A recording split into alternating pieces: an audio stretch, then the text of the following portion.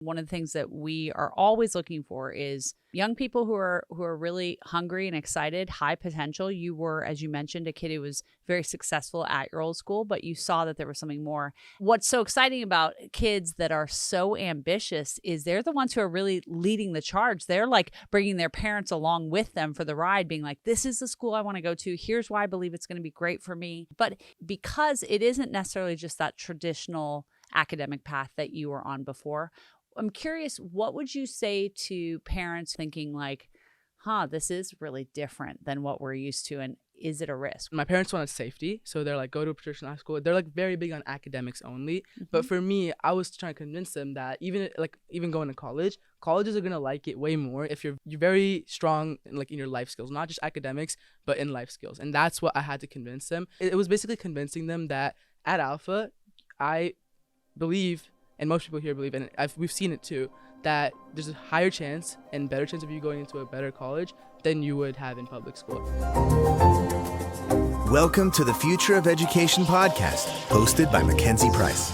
Mackenzie is the founder of a revolutionary new school model that's disrupting education through AI. Join us as we discuss the latest in education innovation. Our schools have been receiving so much attention, but you know what my favorite kind of attention is? It comes from young people who say, I see that school can be so much more than the traditional option offers. And today we're going to do a student spotlight on Geetesh. Geetesh is one of our Alpha High students who came to us this year as his first year. He discovered Alpha. We're going to hear his story. It is fascinating. So jump in and listen. And I think this is going to be really helpful for you, whether you're a teacher, an educator, or you're a parent, or someone who's just interested in what we're doing. So Geetesh, welcome to Future of Education. How are you? I'm doing great. How are you? I'm great. Thank you so much for joining us. Thank you for inviting me. I feel like you came into our little atmosphere of Alpha like this bright rocket ship. You were like just this breath of fresh air that was immediate. Can you tell us first, how did you originally hear about Alpha and then get involved? Yeah, thank you for saying that. That means a lot. But I heard from a friend in UATX, and we were doing a marketing UATX thing. is a University of Austin. It's a university here in Austin, Texas, that Alpha has had a lot of connections with. So a friend of yours at UATX told you about Alpha. Yeah. Okay. And I worked with her, and Alpha sponsored one of an event, a nonprofit event I did with some friends. And from there, I met Jack and Garrett, and I joined the after-school program. Two of our guides. Yeah. Yep. Yeah, and the after-school program was just great because I started around March, April, and I met a bunch of people from the school. And every day over the summer, I started coming into Alpha. And I'm like, wait, I would love to go to school here, but it was pretty expensive. Yeah. So that's when I realized there was a scholarship opportunity, and I applied for that. And luckily, I got in. So that's why I'm here. Amazing. Today. Okay, let's talk a little bit about just your background, your family history. Where were you at school before that? Just tell me all about who you are. Yeah, so I was born in India, but I lived in I moved around a lot. So I lived in 3 different states in India, and then here I lived in Virginia, Missouri, New Jersey, and then here in Texas. Wow, and how old were you when you moved from India to the United States? I was around 7 or 8 years Okay, old. so you were 7 when you moved to the United States, and you traveled around to a lot of different schools. Yeah. You ended up settling in Austin. When did you move to Austin? My 8th grade, so I think I was 14-ish. Okay, yeah. So you were at 8th grade, and what kind of school were you going to before?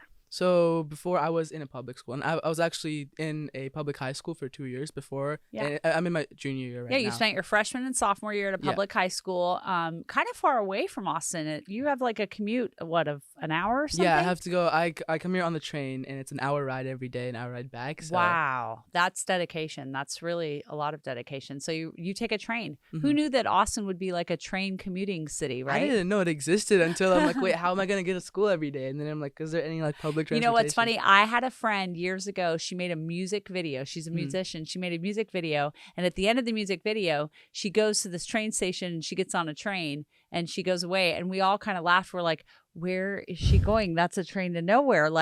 Where does this train in Austin go? And then when you said you take the train, I was like, I think it goes to where Geetesh lives. That's where it's headed to. So very cool. So tell me about your school experience as a student. What kind of student were you?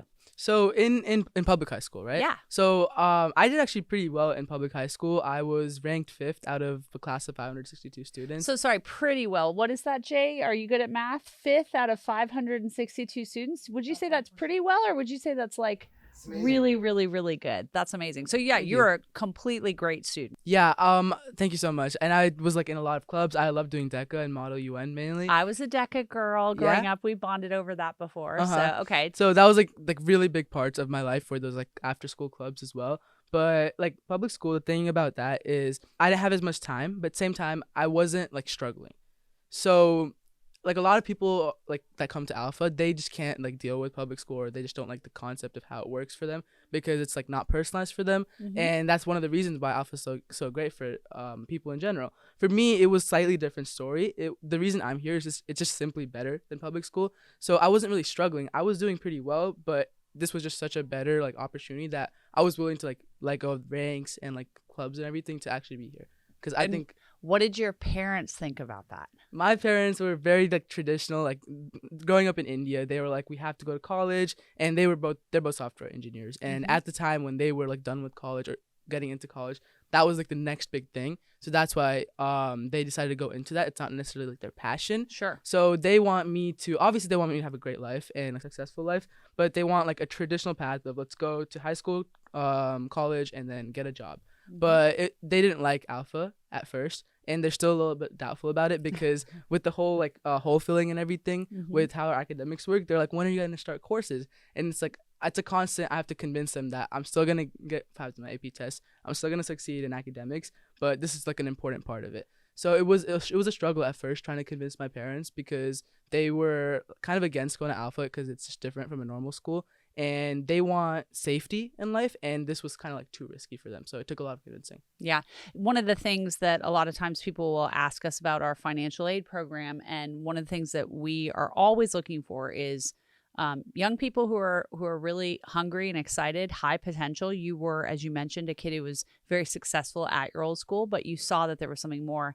And what's so exciting about kids that are so ambitious is they're the ones who are really leading the charge. They're like bringing their parents along with them for the ride, being like, this is the school I want to go to. Here's why I believe it's going to be great for me. And here's where the benefits are going to be. And hey, don't worry, I'm going to figure out a way to pay for it. And it's been really fun to see that kind of attitude that comes from, you have certainly been full display on that attitude, but it is a little bit different because it isn't necessarily just that traditional academic path that you were on before.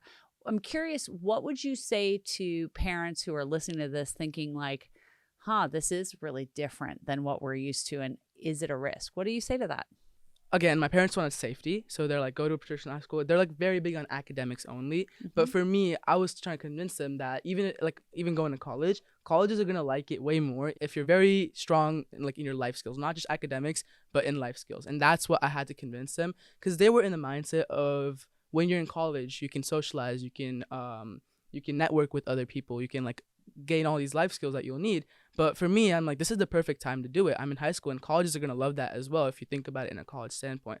So for them, it was it was basically convincing them that at Alpha, I believe, and most people here believe, and we've seen it too, that there's a higher chance and better chance of you going into a better college than you would have in public school. And it really sets you up for life. I have had so many friends who've gone through college process with their children, and they've been a little surprised by the fact that, like, wait a second, my kid was a great student. My kid did well on their tests and had good scores and didn't get in the school they wanted. They were on the tennis team. They were on the debate team. They were in DECA.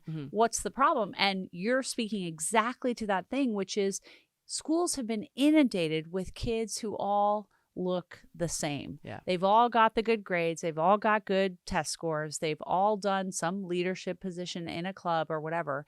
And with the just crazy competition that's happened in the college landscape, it's really about being unique and having time to go pursue some sort of passion and then show that you can do something big. And I can understand why your parents are sort of like holding on to the way it was when I was going and applying to college, or when they were applying to college, it was like that. But it's a different world now, right? Yeah, it's completely changed, and it's gonna take time to convince people who are so against it, and like they've just been brought up in a different world. But so you mentioned that you first got introduced to Alpha through the Nights and Weekends program. What was it about that program that what were you doing, and what made you like it and think, maybe I want to be here full time? So I joined the after school program at Alpha, which is essentially it gives people who still want to go to public school or in public school that a chance to have the alpha experience as public high schoolers.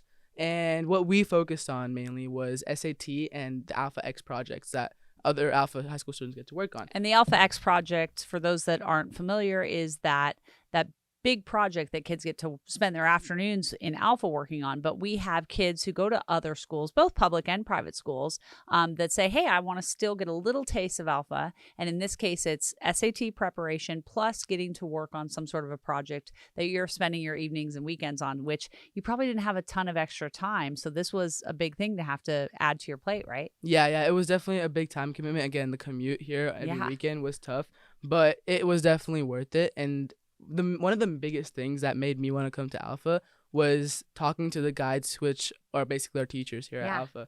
But they're more of what was special about them? They're more of your best friends than an actual traditional teacher, and they can like give you advice on things you're struggling with your Alpha X project, or just like life skills in general. And they're really great at doing that. And that's what's really different about them. That's one of the biggest parts.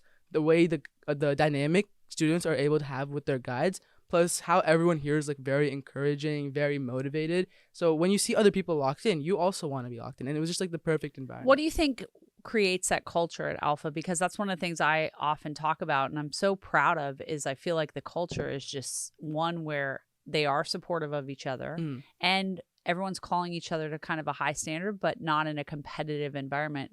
Is that true? And why do you think that is? 100%. I think that's true. So two things.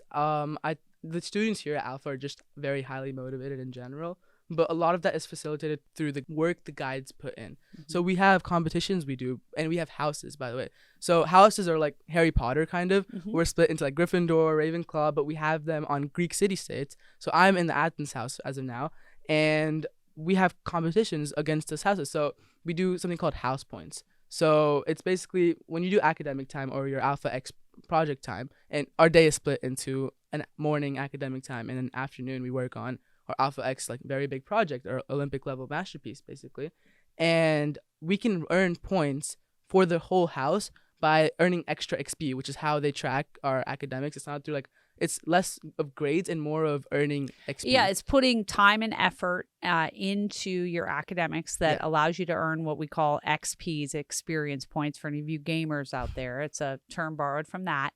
And so as you as an individual put in work, you earn points for your house and your team. So there's definitely a teamwork aspect of being a part of the house and being a great contributor to the house and being a good teammate, right? Yeah, 100%. And we also have like these fun games. Like one time we did a football game against the houses. So it was like a little shift away from like academics and Alpha X, but more of like physical activities. Ooh, so who won? So Olympia actually ended up winning. Really? Yeah. Okay, interesting. So it was really fun though, because these type of cultural events, it's not just academics or projects, but also just a football game in general. And that was the day before the homecoming dance homecoming party. was on a boat. So a lot of people often ask, like, oh, well, is Alpha, do you get any of the traditional kinds of experiences? And we do some of the fun ones, right? Yeah. We've incorporated some of them, but we don't do a lot of the lame ones, right? Yeah. No, that's like one concern I kind of had when I was coming in was, are there going to be like these cultural events? And we had a big school of 2,000 kids previously, and here there are 50 students in that high school.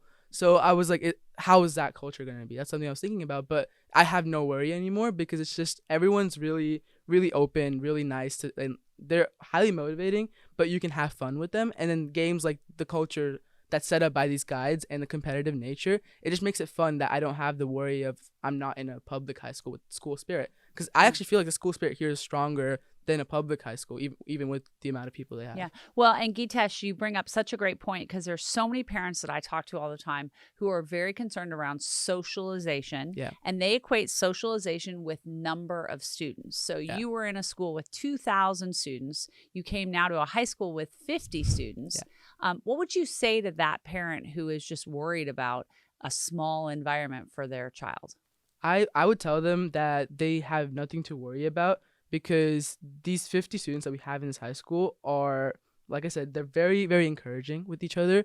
And that's just not a worry. Like, it makes sense that they equate it to, like, the amount of numbers, like, the population of the school. But it's more of the people that are at the school itself and the activities that we do. And I would say with a smaller number, we're able to do more, like, fun stuff and that you won't be able to do with, like, a big 2,000 people group, like the football game, for example. So I think it's better here with having a smaller number. We're able to do more fun stuff in a smaller group, basically. My daughter's always said it was quality over quantity. 100%. And that's one of the things they've noticed at Alpha. Let me ask you a question, because you're, still relatively new into Alpha. So you had 2 years at your traditional public high school that was big. You were a phenomenal student. You were ranked number 5 out of over 500 kids. Were you considered like a nerd? Is there any sort of stigma in your old school around being one of the kids who does really well, or is that not a thing anymore? Okay, it is a thing in certain schools, but my school was very, very highly competitive. People who wanted to go into college, mainly, that's like their focus. Okay. So people who had a good rank, it was less of a nerdy type of thing, but it was more of everything was like college, everything, right? And that ended up being toxic a lot of times. Hyper as well. fixated on who's going to get into college. Exactly. How are we going to do this? Yeah, so it wasn't like a nerd type of dynamic. It's more of, in fact, people were kind of more respected with better ranks. Okay. And they'd be like, oh, they're going to get into this college, that college. And it was just a whole environment I'm glad I'm out of right now. But that's how the situation was at. But in different schools, it's a different case. It's just that my school was just so hyper fixated on trying to get into UT and good colleges. That's just how it was, the environment. I think a lot of schools have gone that way, especially in the upper echelon of the higher ranked students, where it is really all about gaming the numbers and making sure, like, how can I get my GPA higher? How can I up my class rank? There was a lot of there. Was there cheating in that culture at your old school? To be honest, 100% there was. What kind of cheating? There was cheating. It was like, main thing is we had people who had a class a day after another person, so like giving answers, or like this was what was on the previous test. And it wasn't really like even testing your knowledge on the actual subject anymore, because so many people were trying to get answers from previous classes that it was more of sometimes it was like who can cheat better than others. And it was just like a bad and I've talked to students at those schools who would be so frustrated because they'd be like, why is it that, I got in the first class of this subject. Yeah. And so somebody who's taking the class at the end of the day or the next day is going to get a better score because they had the advantage of knowing what was on the earlier test. Yeah. And it's just stuff like that is kind of crazy. And, teachers don't have the time or resources to figure out how to change the test, make it different. That wraps up part 1 of this episode, but don't worry, there's a part 2 coming soon. If you haven't hit that subscribe button, now is the time to do it, so you can stay up to date on all our episodes. You can connect with Mackenzie on social media and be part of our daily conversation over on Instagram at futureof_education. For more info about the show and our guests, you can always visit futureofeducationpod.com. Lastly, if you're loving what you're learning, please leave a review wherever you listen to podcasts. We'll be back in your feed soon, but until then, remember, kids are limitless, and it's our job to unlock their potential.